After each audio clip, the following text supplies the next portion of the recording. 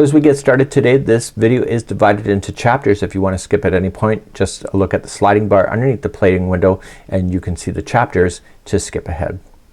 Welcome back to the Crochet Crowd, as well as my friends over at yarnspirations.com. We have an oldie but a goodie. It's using yarn that's discontinued, but there's yarns that are available on the market today that will be suitable for this. But you can also change the size of this, so if you really love this idea, you can use this in multiples of 2. So 1 2 1 2 1 2. When you're happy with the length of the chain, then you just continue to use the pattern as is. Therefore you can change the hook and the yarn to match. So this is a really neat idea, and I'm going to show you this in a 5.5 millimeter, and I'm going to use Peyton's Inspired as my choice.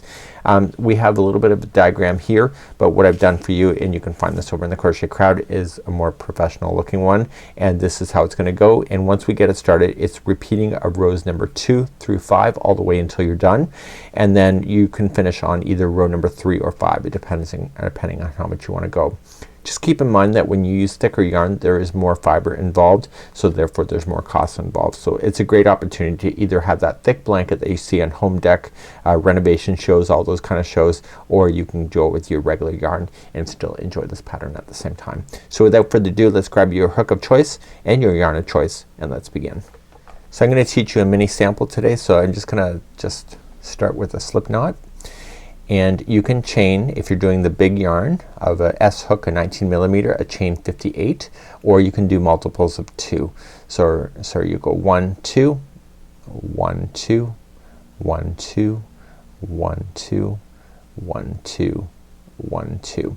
So if you're happy with the length of the chain, then you can stop, and if you're doing that pattern, of course it's 58, so you don't have to worry about that. Let's begin row number 1. Let's begin row number 1 by going second chain from the hook, so just count it back, so 1 and 2, and go in the second chain and go in the back hump of the chain. It will look nicer, and you're going to single crochet. You'll chain 1, skip the next chain, and you'll go to the second over and single crochet, and then chain 1, skip 1, and single crochet in the next, and you're gonna do that all the way across your chain, and this will be row number 1. If your counts are right, the very last single crochet will last in the correct spot in the last chain, and I'm gonna be there in just a second, so I might as well hold, and so just skip the next one and go into the very last. So this is row number 1, and once you're at the end of the row, just turn your work, and let's begin row number 2. In row number 2, what we're going to do is chain up a total of 3. So the first 2 is counted as a half double crochet, and the third chain is a chain 1 space. I want you just to kind of look at it the way that it's going in here, and it actually makes a lot of sense. So you're just gonna start with the 2 together half double crochet, starting with the first space and the next single crochet, so the 2 legs are in 2 different spots here, and you'll do that. Chain 1, and then you go to the next space and the next single crochet and do the half double crochet 2 together, and you'll do that all the way to the very end, and this is row number 2. So let's begin row number 2. You're gonna chain 3, so 1 and 2, that's your first half double crochet, and the third chain is a chain 1 space, so don't forget that in the future. So you're just going to come into the very first space, which is right here, and the next single crochet, and those are the 2 spots you're gonna use. So it's a half double crochet 2 together, so wrap the hook, go into the space first, pull through, and now wrap the hook again and go into the single crochet that's next, and then pull through, and you'll have 5 loops on your hook. Pull through all 5, and that's a half double crochet 2 together. Now that you've done that, you're gonna chain 1 and then do it again, so the next space and the next single crochet are sharing the same half double crochet 2 together, and then pull through, and once you get that done, chain 1 and then go to the next space and the next single crochet. You get your 5 loops, pull through, and then chain 1. So you just gotta remember to chain 1 after each half double crochet 2 together. Chain 1, and so the very last one here, you're gonna come into the space before the last stitch, and then come into the last single crochet, and then pull through, and then that's it. Hold, and then that's the end of row number 2. Let's turn your work, and let's begin number 3. So row number 3, you're going to start up and you're gonna chain 1. You'll single crochet into the first 2 together, then into the next chain one space, and therefore that's when you start what you did here on the first chain. So notice that row number 5 or 3 and 5 are not the same on the way that they're started. So you chain one, skip over the next half double crochet 2 together, and then single crochet in the next space. So chain one and go into the space, and you'll do that all the way to the end. In the very end, this chain one space, there will be a single crochet there, and this last single crochet will be in the second chain that you started with. Let's begin row number 3. So let's begin row number 3. You're going to chain up one, and in the first together one, see how that is coming all together right here. See where my thumb is? This thumb. You're gonna single crochet there. That's your first stitch. Then you're gonna single crochet into the next chain one space, and therefore that's all set up for you, and now you can just jump all your way across. So chain one, jump over the next 2 together and go right into the next space and single crochet. This is like a moss or a granite stitch. So coming into the next space, chain one, next space, chain one, and eventually come all the way to the other side. And the other side here, you go into the space first, and then you're gonna come into the second chain as a single crochet. So you go right into the chain work so that it will hold, and then that's the end of row number 3. Let's turn your work and let's do number 4. In row number 4, you're going to chain up 2, and that'll be your first half double crochet, and your first 2 together will use the same stitch that's coming out of plus the next single crochet, and that's your half double crochet 2 together. Chain one, and then you are going to do what you already know. So you'll start in the first space and the next single crochet together, and then chain one and do that all the way across.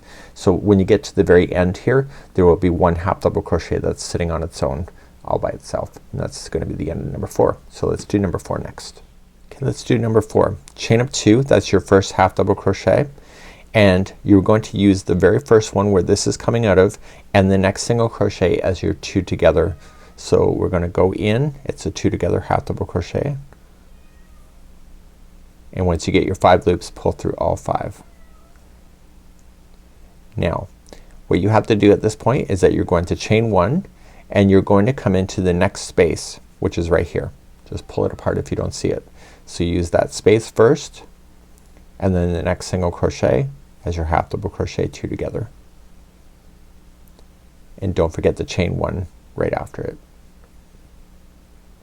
and then start in the next space that's available to you and the next single crochet, and then pull through. So that's my cat in the background if you're hearing. She's wanting to come into the studio.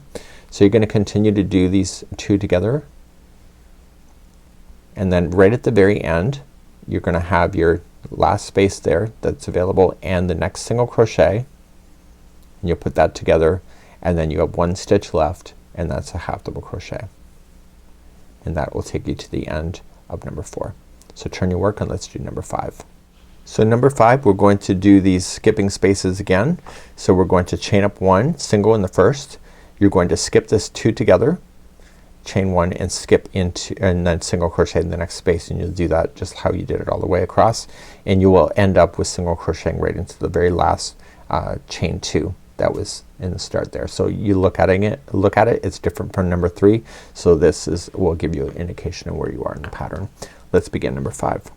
Let's begin number 5. You're gonna chain up 1 and you'll single crochet in the very first one, and then you're going to chain 1 and you're gonna skip over this 2 together and come right into this space right here, and you'll single crochet and then chain 1 and jump over these 2 togethers and just keep working in the spaces. So just make sure you chain 1 in between them. So every other row you kinda get a break on the speed. So once you come to the very end right here, you're in the last space here before the end, so you're gonna jump over the 2 together and then come into the second chain there, and that concludes then row number 5. So what you need to do at this point is that you just need to repeat 2 through 5 all over again, and you keep doing that until you get to the length that you would like for your blanket. In the case of the actual big one here, it's a total of approximately 60 inches, so it's gonna take you a while to get there. So what you can do is just start again. So let's review number 2 once again.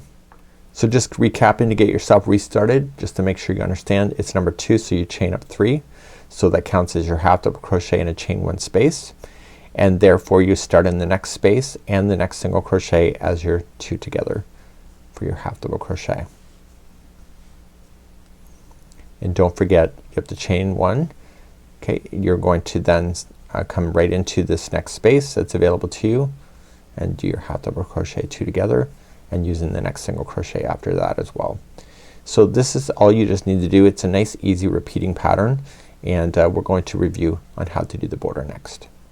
So I'm at the end here and I'm finishing on row number 3. So you can finish on 3 or 5. It's the single crochets that skip. So if you would like to do a border on this, then you can just chain up 1 and just equally space out your single crochets going down the side. Go right into the chain work itself. Try to avoid going into major spaces, and then that will keep it nice and tight, and there's no mathematical calculations to this. This is just a matter of just eyeing it up and making it look good. So if it's buckling and it's pulling in like this, it means that you're going too quickly, and if it's starting to ruffle out, it means that you're being too slow and you need to jump further. In the corners, I recommend that we do 3 single crochets right into the same stitch, and then that will allow you to turn and give you a nice corner. And then once you're on the bottom side here, you can just work within the stitches here. Because I had you go into the back hump, the stitches will be very clearly obvious to you. So you're just gonna circle around, just evenly spacing these single crochets in, and I'll meet you at the end of here and I'll show you how to weave in off your ends. Once you come back around, you are going to want to put in some extra single crochets right in the corner so that you can fasten it. What I'm going to do for you is that I actually did film a tutorial, but it was an absolute disaster. It was an outtake, ended up being an outtake thing. So I actually did show how to weave in the big thick yarn, so I'm going to put that on this video in just a moment. But what you can do, if it was the regular size right here, you're just gonna throw this through a tapestry needle. With the bigger stuff, there is big tapestry needles. I have seen that at Michael's, and so that's something that you can decide for yourself. If you would like to use that, but I just used a crochet hook and I showed you how to do it. So that'll be just a moment for now. So just turn it to the back side. Okay, so we just came around, so turn it to the back, and if you're using regular size yarn, just weave it in and out a total of 3 times. And by weaving it in and out 3 times is that it's virtually impossible for this to come out, because the project can never stretch in 3 directions at one time. So any loose ends that you have, I recommend that for sure, because it's a usable item. And then I'm going to show you what I would do if it was the larger yarn to weave in the ends, and this is how cool this can look. So that's it, and I will put that video on right now, so just stay tuned for a second. So once you come all the way around, just slip stitch through, and what you want to do is you want to leave a long enough tail so that you can deal with it. So you're just gonna slip, and then that's it. So you're gonna cut this yarn here. So I am gonna cut it, and you're going to notice is that it's really quite fluffy. So a tip for something like this, when it's so thick, if you weave it in with this particular hook, it's going to fall out on you. So what you want to do is downgrade your hook just enough so that you can reach through and just pull things through. And what your goal is to get this woven in to the point where it gets tangled onto itself, so it never wants to fall out. So you're just gonna reach through and you want to weave it through. So usually what I would do is throw it through a tapestry needle, but this is so thick, and there is thick tapestry needles there. But you're noticing that I'm going in one direction right now. That'll fall out if I keep going like that. So what I want to do is that now that it's a fist difference away, I want to take that and now weave it back in the opposite direction. So go back in the other way.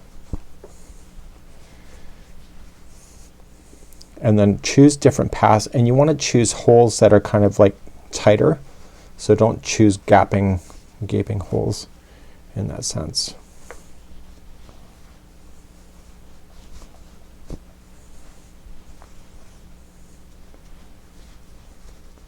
And then if you don't think that's enough, which I don't think it is, because 3 times back and forth is usually what we weave it in as. So now that you just got a little bit left, go back in the opposite direction once again. And with it being woven in and out and through the tighter hole, the tighter areas, this should get locked onto itself. So even if you try to stretch it out, this tail should never fall out on you. Knock on wood, right? And you'll want to do that with any of the loose ends that you have. and then as soon as you're satisfied with how much you've woven it in, you can safely just trim that down. I'm just gonna come through.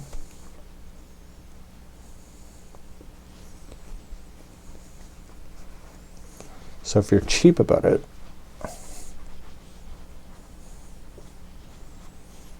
and if you look here, look how I can just pull that, so that's gonna fall out, but from there on it's pretty tight in there, so I'm going to just trim it at that point there.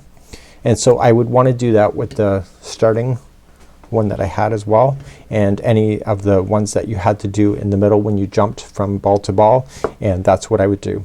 And so this is the Easy Going Crochet Blanket. You can see how much I just did just within this short time frame, and I think this is gonna be a lot of fun. So until next time, have a good one, and we hope to see you again real soon. Bye bye.